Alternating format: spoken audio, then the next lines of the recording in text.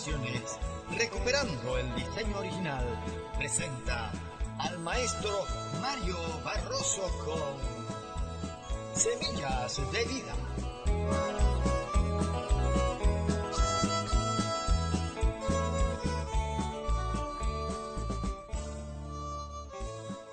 Saludos y bendiciones a los amantes de la palabra de Dios.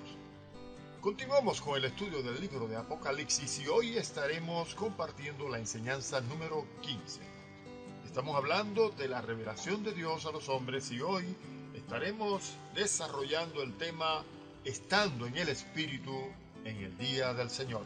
Les invito a que abran conmigo al libro de Apocalipsis capítulo 1 versículos 10 y 11 y leemos así: Yo estaba en el Espíritu en el día del Señor y oí detrás de mí una gran voz como de trompeta que decía: Yo soy el Alfa y la Omega, el primero y el último. Escribe en un libro lo que ves y envíalo a las 7 iglesias que están en Asia: a Éfeso, Esmirna, Pérgamo, Tiatira, Sardis, Filadelfia y Laodicea. Históricamente, este es un pasaje muy interesante. Es la primera vez que Juan hace referencia al día del Señor. El término día del Señor es usado 19 veces en el Antiguo Testamento. Usted puede buscarlo, no voy a leerlos, pero le voy a dar la cita. En Isaías capítulo 2, versículo 12, capítulo 13, versos 6 y 9, en Ezequiel capítulo 13, 5, capítulo 30, verso 3, en Joel capítulo 1, verso 15, capítulo 2, verso 1, 11 y 31, también en el capítulo 3, verso 14, Amós también lo dice en el capítulo 5, verso 18 y en el 20, Abdías en el versículo 15, Sofonías en el capítulo 1, verso 7 y 14, Zacarías en el capítulo 14, verso 1, Malaquías en el capítulo 4, verso 5. Y también se hace referencia a este término 4 veces en el Nuevo Testamento, que los encontramos en Hechos capítulo 2, verso 20, segunda a los Tesalonicenses capítulo 2, segunda de Pedro capítulo 3, verso 10 y Apocalipsis capítulo 1, versículo 9, donde leímos al principio. Ya nos hemos referido varias veces al día del Señor como el día de ira y de juicio en que esta era presente con todos sus males terminará definitivamente para dar paso o para dejar paso a la era por venir. Algunos creen que Juan está diciendo que se sintió transportado en una visión al día del Señor, o sea, en el tiempo en que Juan estaba escribiendo, que se calcula aproximadamente fue en el año 96 después de Cristo.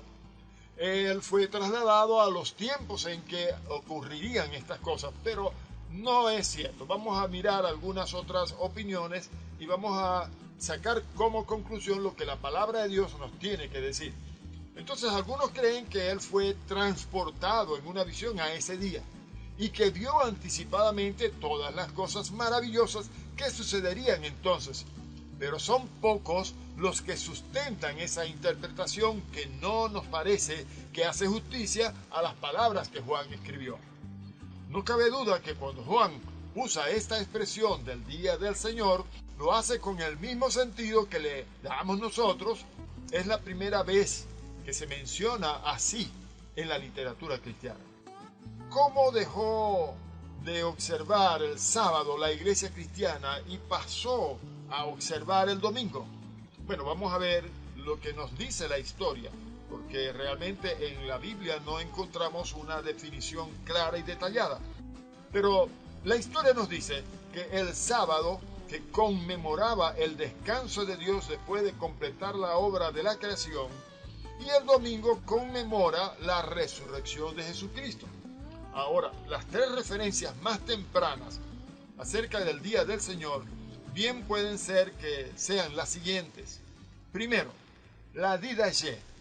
Este es un libro donde encontramos la doctrina de los 12 apóstoles. Es el primer manual de cultos y enseñanzas cristianas que tiene la iglesia y dice: el día del Señor nos reunimos y partimos el pan. Esto está en Didache, capítulo 14, verso 1. La segunda opinión es la de Ignacio de Antioquía, que dice: escribiendo a los magnesios, describe a los cristianos como los que ya no viven para el sábado, sino para el día del Señor. Esto está en Ignacio a los magnesios, capítulo 9, verso 1. Y la tercera opinión fuerte es la que dice Melitón de Sardis. Escribió un tratado acerca del día del Señor que dice: a primeros del siglo II ya se había sustituido el sábado por el domingo cristiano. Una cosa parece cierta: todas estas referencias proceden de Asia Menor, donde se introdujo la observancia del Día del Señor. Pero, ¿qué fue lo que sugirió a los cristianos que guardaran semanalmente el primer día de la semana? En el Oriente había un día del mes y un día de la semana llamado Sebasté, que quiere decir el día del emperador. Fue sin duda esto lo que hizo que los cristianos decidieran dedicar a su Señor el primer día de la semana. Juan estaba en el Espíritu, dice la palabra. Esta frase quiere decir que estaba en un éxtasis en el que se sintió elevado de las cosas del espacio y el tiempo al mundo de la eternidad. Y me levantó el Espíritu, dijo Ezequiel, y oí detrás de mí una voz de gran estruendo que decía. Esto está en Ezequiel capítulo 3, versículo 12. Para Juan era como el toque de una trompeta. El toque de trompeta está entrelazado en el lenguaje del Nuevo Testamento. Podemos encontrar eso allá en Mateo capítulo 24, verso 31, que dice: y enviará a sus ángeles con gran voz de trompeta, y juntarán a sus escogidos de los cuatro vientos, desde un extremo del cielo hasta el otro. También lo encontramos en primera a los Corintios capítulo 15, verso 52, en donde se lee: en un momento, en un abrir y cerrar de ojos, a la final trompeta, porque se tocará la trompeta y los muertos serán resucitados incorruptibles y nosotros seremos transformados. Y en primera a los Tesalonicenses capítulo 4, verso 16 dice: porque el Señor mismo, con voz de mando, con voz de arcángel y con trompeta de Dios, descenderá del cielo y los muertos en Cristo resucitarán primero. Sin duda, Juan tenía aquí en mente otra figura del Antiguo Testamento. En el relato de la promulgación de la ley se dice: aconteció que al tercer día, cuando vino la mañana, vinieron truenos y relámpagos y espesa nube sobre el monte y sonido de bocina muy fuerte, y se estremeció todo el pueblo que estaba en el campamento. Eso lo leemos en Éxodo capítulo 19, verso 16. La voz de Dios sonaba con la claridad inconfundible e impelente de un toque de trompeta, como leemos también allá en primera a los Corintios capítulo 14, verso 8, que dice: y si la trompeta diere sonido incierto, ¿quién se preparará para la batalla? A Juan se le dice que escriba la visión que vea. Su obligación es compartir el mensaje que Dios le dé.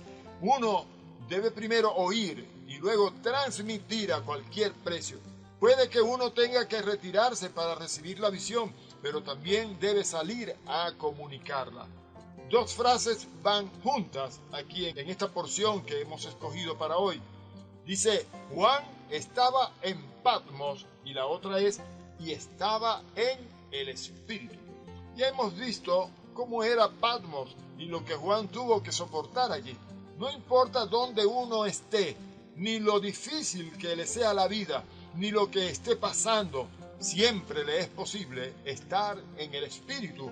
Y si está en el Espíritu, aún cuando sea Patmos, le alcanzarán la gloria y el mensaje de Dios. El Señor les bendiga.